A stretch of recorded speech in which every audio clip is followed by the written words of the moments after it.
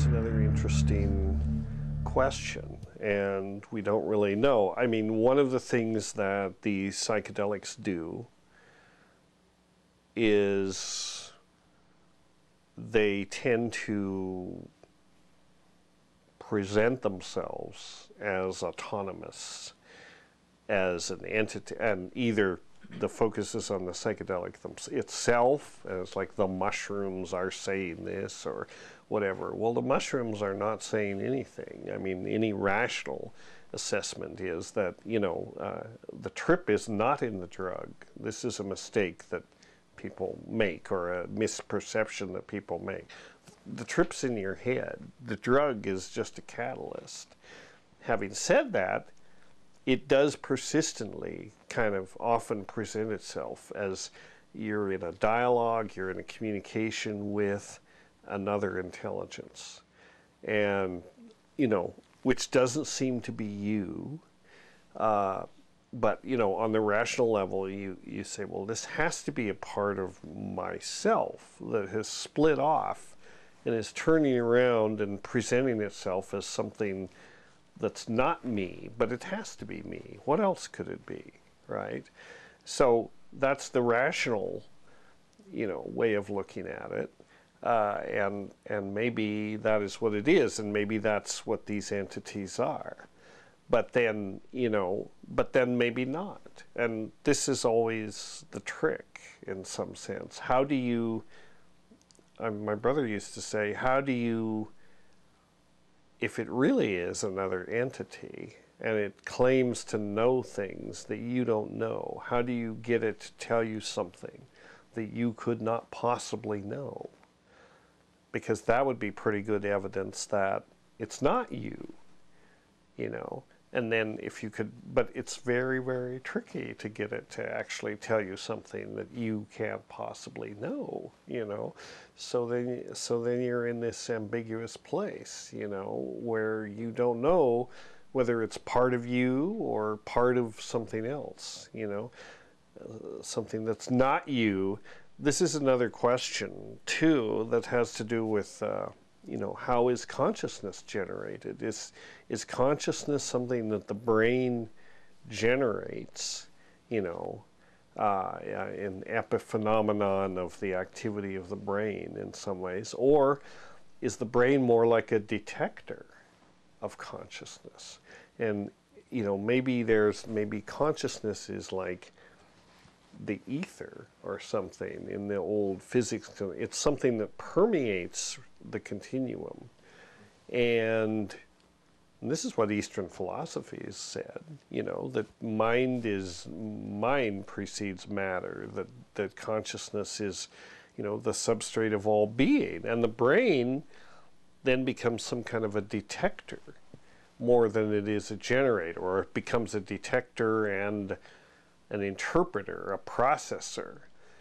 Well, if it's a detector of consciousness in the way that a radio receiver is a detector of radio waves, and you change the channel and you get different messages coming in, maybe that's the way it works. And if that's the way it works, then it's much easier to sort of visualize or imagine that there really are sort of other intelligences out there in this, you know, in this land of consciousness, this field of consciousness, and that, you know, you pick up on them, you come in touch with them, you know, much as the way a ham radio operator can pick voices up out of the radio spectrum.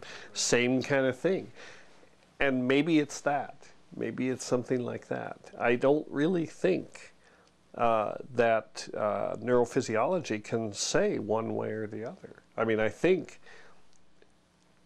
that, I mean, to some extent, I think it does generate consciousness. The brain certainly, it certainly processes information. It's a receptor for information. It processes it and turns it into, you know, some kind of a model of reality that we can navigate in, that we can inhabit, and that more or less makes sense. But Is that all there is to it? Could there not also be a detection function going on here? And I don't think that neurophysiology can say right now. I mean, I'm sure there are lots of neurophysiologists who will ridicule this notion, but prove it or disprove it.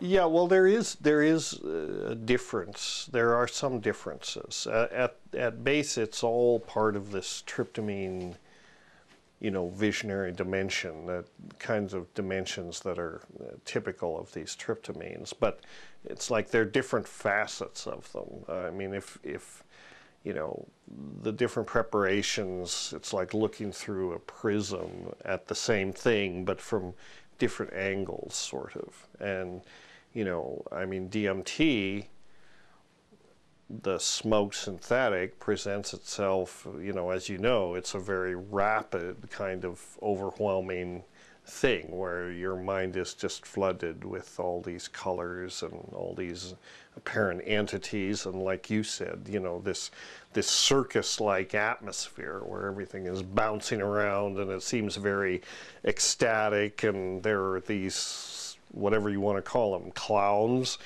self-transforming elf machines, entities that are kind of like, look at this, almost frenetic in a way.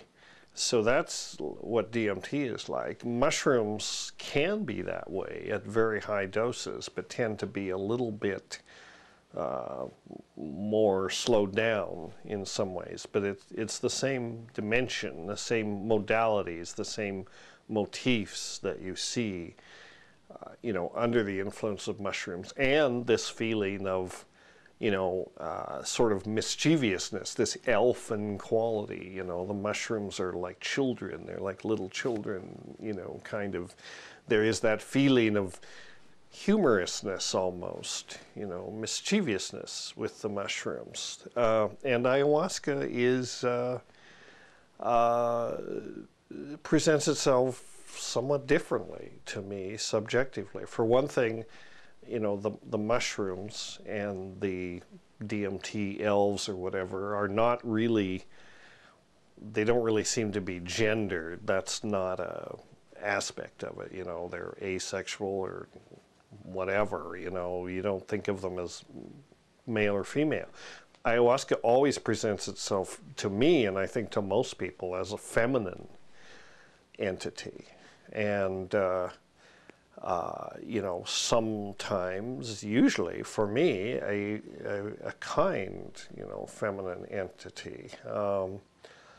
There is that feeling, there is this feminine, sort of, and they call, ayahuasca the mother, and it's kind of like your mother, Ayahuasca's, yeah, it's slower, it's much slower compared to that, that's right. Which is simply a function, I think, of the pharmacokinetics of the thing. I mean, DMT, smoked DMT, is metabolized very rapidly, and it's like,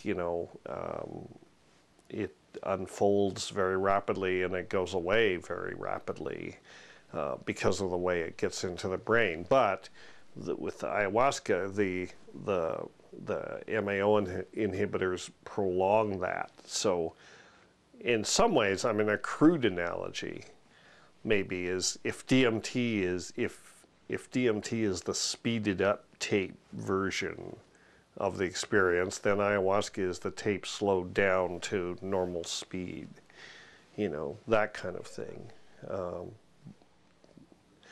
And mushrooms too, the same way. I mean, mushrooms have a slower pharmacokinetics.